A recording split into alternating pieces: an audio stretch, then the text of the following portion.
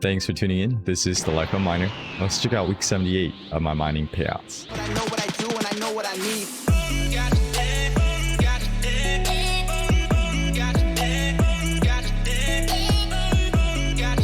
So at the beginning of these payout videos, let's go over the date and time when I took these payouts. I took these payouts on October 11th of 2020, around 3:30 p.m. US Eastern time. So like previous weeks, I've been mining Ethereum, and I do average around 1.2 gigahashes mining Ethereum. I've been mining Greencoin, and I do average around 47 graphs per second. And last but not least, I've been mining Monero, and I do average around 14 kilohashes. Okay, so now pulling up my Excel and checking out what I mined. I did mine around 0.59 Ethereum, equaling around $229.53, about 219.1 Greencoin, equaling around $65.37, and about 0.03 Monero, equaling around $3.68. So if I did sell everything as of today, I would have made $290.58. And then of course, if I pull up my GPU count. Okay, so now pulling up my GPU count, I do have about 75 GPUs and one CPU. My GPUs are mining Ethereum and Greencoin, and my CPU is mining Monero. And I do have 2 mining farms. Okay, so for this week's fun clip, I did find 2 positive news clips about Bitcoin. So let's check this out. This week, all U.S. Congress members received $50 in Bitcoin as part of the Crypto for Congress initiative. The donations are part of an effort to familiarize lawmakers with crypto and jumpstart a digital asset strategy for the United States. Joining us right now to talk about it is Prem Boring, founder and president of the Digital Chamber of Congress, the group behind the initiative. Good morning to you. It's a fascinating effort to try to get Congress to understand what's really happening here behind crypto. There are questions, by the way, about whether these donations, if this $50 in Bitcoin turns into I don't know what, does it create any legal ethical issues? No, absolutely not. Look, the best way to learn something new is to experience it for yourself. And we want our elected officials to experience the power of blockchain technology in their own hands. And our hope is that members will start to understand the critical importance blockchain technology is going to play in the global economy for many generations to come. That's the point of this.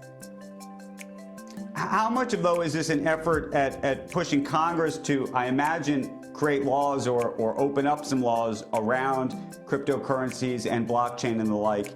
And how much of it is about dealing with the regulatory complex? Because to some degree, ultimately, it's going to be the Treasury Department and it's going to be the SEC, which is going to decide the fate and future of all of this, no? Is bigger than that. Blockchain technology is the most important technological innovation we will see in our lifetimes. Blockchain is the financial infrastructure of the new digital economy. Look, there's many other nations like China, Singapore, Japan, Switzerland, the European Union. They understand this and they are all racing to have dominance in this space. And the US isn't even on the playing field. This would be a significant challenge to both our national security and our economic security to have foreign actors controlling the systems and the governance that will power the digital economy. This is our message. Perry Ann, I don't know if you've seen it, it's relatively recent, but over in the UK, something occurred in terms of regulation for derivatives based on Bitcoin, and I think it was a setback for Bitcoin because I think the premise by the regulatory agency over there was that it's so hard to value the underlying asset that they don't want trading, I think, in derivatives. Are you up to speed on that? And was that a setback in the last 24 hours or so? This industry faces many regulatory hurdles.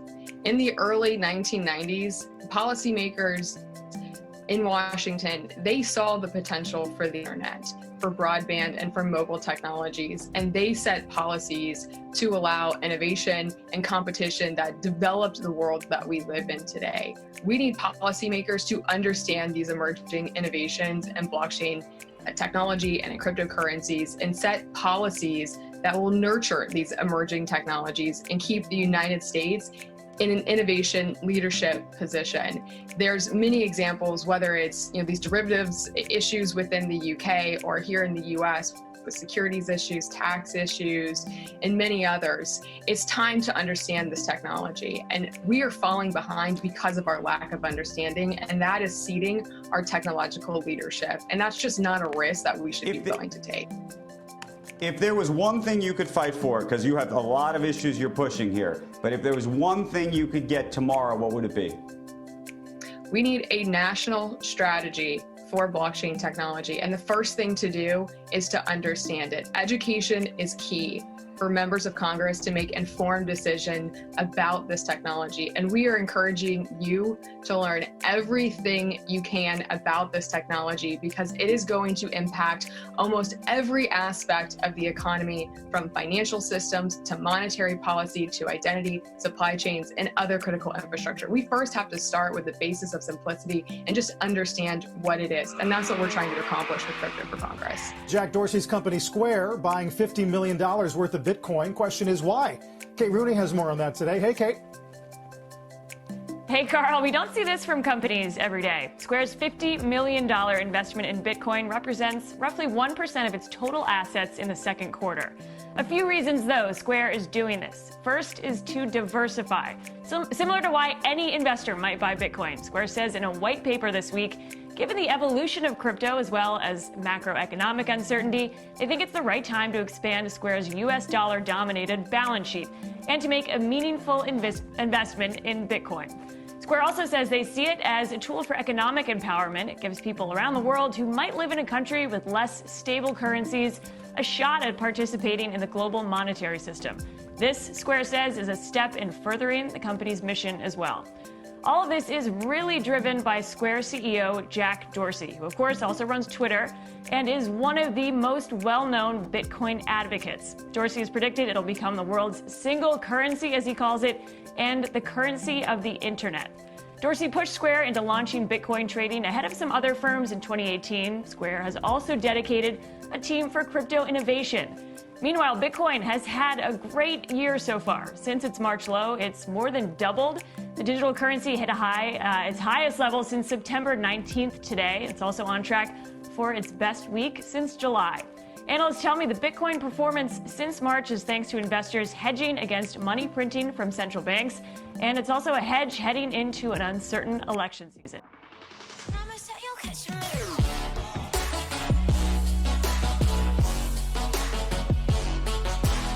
Alright, so thanks for checking out this week's mining payout. Stay tuned for next week's as well. And shout out to this week's random comment winner. And if you do want to be featured, just write a comment below. And if you do want to check out my payouts live, I do stream live on Twitch at twitch.tv/thelifeofaminer every Sunday, 2:30 p.m. US Eastern Time. And I'll have a link in the description below. Okay, so hope you enjoyed this video. Thumbs if you enjoyed it, sub if you decided to see what's next. But of course, thanks for watching, and always, happy mining. Thanks for watching The Life of a Miner. This is Gohan from Dragon Ball Z. You don't want me to get angry and turn Super Saiyan, so make sure you subscribe to The Life of a Miner. I'm also the narrator. Next time on The Life of a Miner.